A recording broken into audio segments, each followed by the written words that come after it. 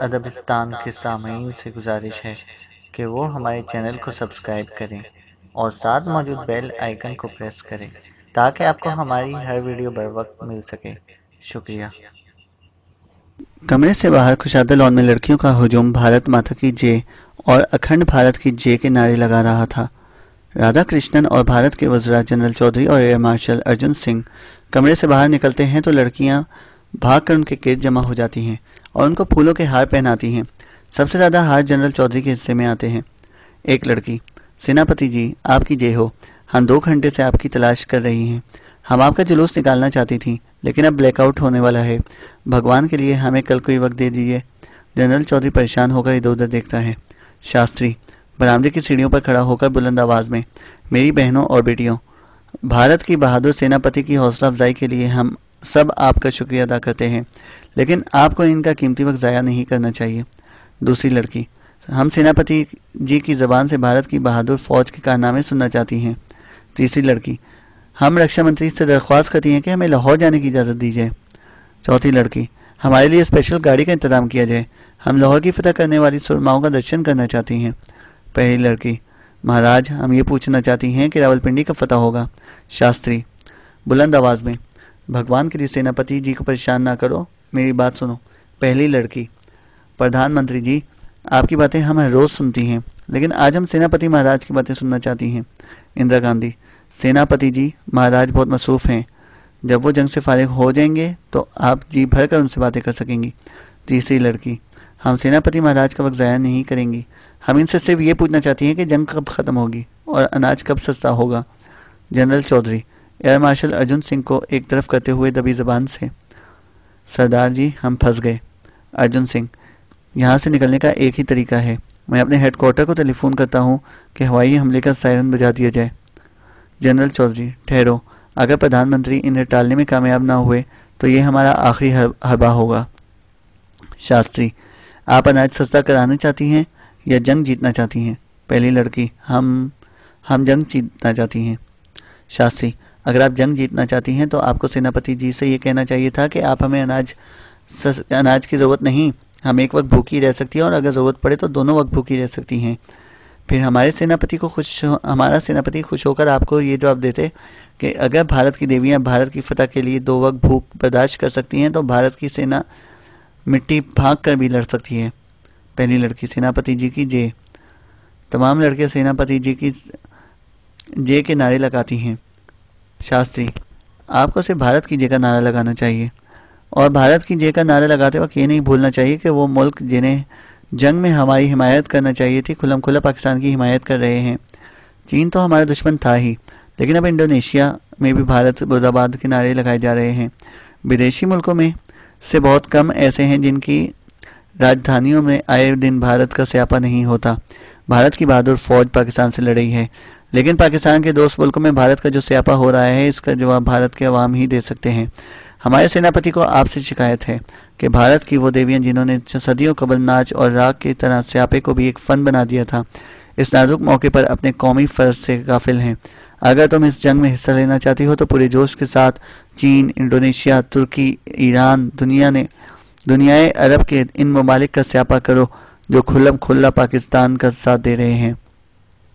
तुम यूएनओ के इन मुल्कों को स्यापा करो जो भारत को एक जीती हुई जंग बंद करने पर मजबूर कर रहे हैं।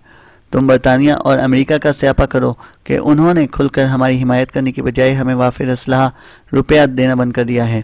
अगर अमेरिका को इस बात का खौफ होता कि इसने हमें मज़ीद टैंकों और हवाई जहाज़ों के अलावा अपना वाफर सरमाया ना दिया तो भारत की देवियाँ उनका स्यापा करने पर मजबूर हो जाएंगी, और जब भारत की देवियाँ स्यापा करने पर मजबूर हो जाएंगी तो भारत के मर्द भी उनका साथ देंगे। तो आज मुझे ये कहने की ज़रूरत पेश ना आती कि तुम्हें जंग जीतने के लिए फाके करने पड़ेंगे। भारत में 40 करोड़ इंसान बसते हैं और दुनिया की कोई कौम 40 करोड़ इंसानों का स्यापा बर्दाश्त नहीं कर सकती। भारत का ये हथियार एटम बम से ज़्यादा ख़तरनाक हो सकता है। जब भारत की पूरी आबादी एक साथ स्यापा करेगी तो उनकी आवाज़ 7 समुंदर पार सुनाई देगी। फिर वो हुकूमतें जो आज हमारे हाल पर तवज्जो नहीं देती ये कहने पर मजबूर हो जाएंगी कि भारत भगवान के लिए जो चाहो कर लो, लेकिन हमारा स्यापा ना करो। लेकिन हमारा ये हाल है कि कश्मीर के 40 लाख इंसानों ने हमारे नाक में दम करके रखा है। श्रीनगर में हर रोज़ हमारा स्यापा होता है, लेकिन भारत की देवियाँ खामोश हैं। पहली लड़की, महाराज हम खामोश नहीं रहेंगी। दूसरी लड़की, प्रधानमंत्री जी हम सुबह शाम स्यापा करेंगी। तीसरी लड़की, जो लोग स्यापा करने में हमारा साथ नहीं देंगे, हम इनकी दुकानों और इनके मकानों पर पिकेटिंग किया करेंगे।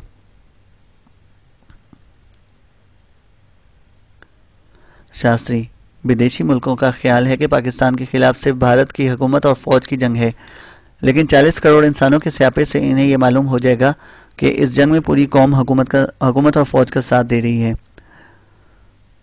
ये मुमकिन है कि खतरनाक हालात में हमें कुछ अरसे के लिए जंग बंद करनी पड़ जाए, लेकिन स्यापे का महाज 1 मिनट के लिए भी कमज़ोर नहीं होना चाहिए।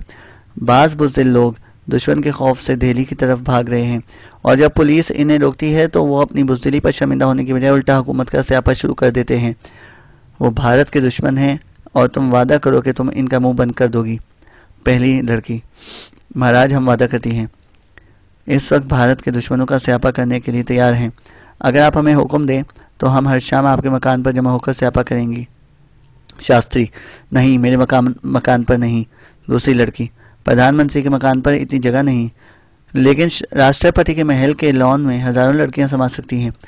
राधा कृष्णन, नहीं नहीं, अगर तुम मेरे या प्रधानमंत्री के घर में छापा करोगी तो विदेशी मुल्कों के सफ़ीर ये समझेंगे कि हमें कुछ हो गया है। अगर इन्हें ये गलतफहमी ना हो तो भी वो यही कहेंगे कि तुम अपनी मर्जी से नहीं बल्कि हमारे कहने पर स्यापा कर रही हो। तीसरी लड़की, राष्ट्रपति दुरुस्त कहते हैं, हमें मकानों के बजाय खेल के मैदानों या गलियों और बाजारों में स्यापा करना चाहिए।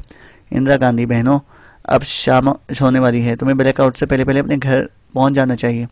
पहली लड़की, लेकिन सेनापति जी ने हमें ये नहीं बताया कि आज हमारी फौज ने पाकिस्तान का कौन सा शहर फतह किया है। जनरल चौधरी, बहनों आज मैं बहुत परेशान हूँ। एयर मार्शल अर्जुन सिंह का ख्याल है कि आज दिल्ली पर हवाई हमला होगा। लड़कियां एक साथ शोर मचाती हुई, हवाई हमला, हवाई हमला, हवाई हमला। एयर मार्शल अर्जुन सिंह, इस वक्त दुश्मन के हवाई जहाज जालंधर और हलवाड़ा आदमपुर के हवाई अड्डों पर हमला कर रहे हैं और हमें डर है कि आज रात शायद वो दिल्ली पर बम बरसाने की कोशिश करें। चंद लड़कियां गेट की तरफ भागती हैं। पहली लड़की, अगर दिल्ली पर हवाई हमले का खतरा है तो एयर मार्शल यहाँ क्या कर रहे हैं। जून, एयर मार्शल हमें ये बताने आए थे कि रात के वक्त हमें पनागाहों से बाहर नहीं निकलना चाहिए। दूसरी लड़की, एयर मार्शल ने हमें ये क्यों नहीं बताया कि इनके नज़दीक हमारी जानों की कीमत नहीं। जून, एयर मार्शल हमले के वक्त सायरन बजाने का हुक्म दे सकते हैं, लेकिन हर घर में नहीं जा सकते। इंदिरा गांधी, अब तुम्हें फजूल बातों में वक्त ज़ाया नहीं करना चाहिए। पहली लड़की, बहनों चलो जल्दी करो। आन की आन में तमाम लड़कियां भाग जाती हैं। शास्त्री अर्जुन सिंह से, आपको कैसे पता चला कि आज दिल्ली पर ज़रूर हमला होगा। जनरल चौधरी, दिल्ली पर हमला नहीं होगा महाराज, अर्जुन सिंह जी इन चुड़ैलों से हमारा पीछा छुड़ाना चाहते थे। जून, मैं समझ गया था, लेकिन इन्हें ये शुबा नहीं होना चाहिए कि हमने उनके साथ मजाक किया है। अर्जुन सिंह, इन्हें शुबा नहीं होगा महाराज, अगर आप इजाज़त दें तो आज रात 2-3 मरतबा सायरन बजा दिया जाए। शास्त्री, लेकिन आपने इन्हें यह नहीं कहा था कि आज रात हवाई हमले का सायरन बजा दिया जाएगा। आपने तो ये कहा था कि आज रात शायद दुश्मन के हवाई जहाज़ बमबारी करेंगे। अर्जुन सिंह, बमबारी तो मैं नहीं कर सकता, लेकिन अगर आप बुरा न माने तो रात के वक्त सायरन के बाद अपने हवाई जहाज़ों को दिल्ली पर प्रवास करने का हुक्म दे सकता हूँ। सूरन सिंह, मेरे ख्याल में अगर दिल्ली से 2-4 मील दूर किसी खेत में 2-4 बम फेंक दिए जाए तो भी कोई हर्ज नहीं। इंदिरा गांधी, हरगिज़ नहीं। चौन जी, आप अपने एयर मार्शल को मना करें, वरना जो बम खेतों में फेंके जाएंगे वो हमारे घरों पर गिरेंगे। कृष्णमाचारी, इंदिरा देवी बिल्कुल ठीक कहती हैं, बल्कि मैं ये समझता हूँ कि अगर सायरन बजाने के बाद दिल्ली पर हवाई जहाज़ उड़ाना भी ज़रूरी समझा जाए तो फ़ौज को ये हिदायत होनी चाहिए कि वो नीचे से फायर ना करें, वरना 1-2 जहाज़ की तबाही यकीनी है, और ये हवाई जहाज़ गिरे भी तो किसी ऐसी जगह गिरेंगे जहाँ भारत का ज़्यादा से ज़्यादा नुकसान हो।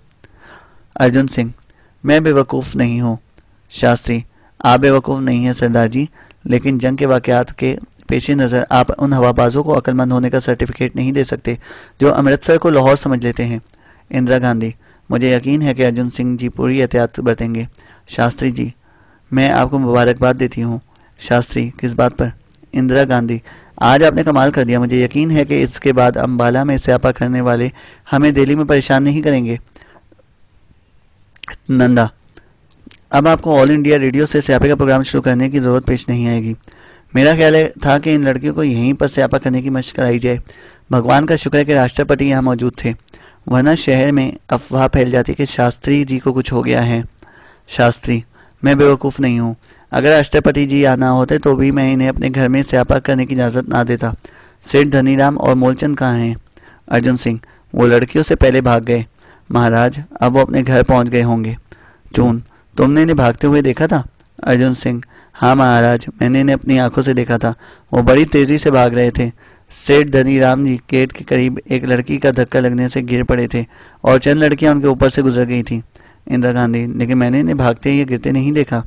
अर्जुन सिंह: श्रीमती जी, उन्हें देखने के लिए एक तजर्बाकार हवाबाज की निगाहों की जरूरत थी।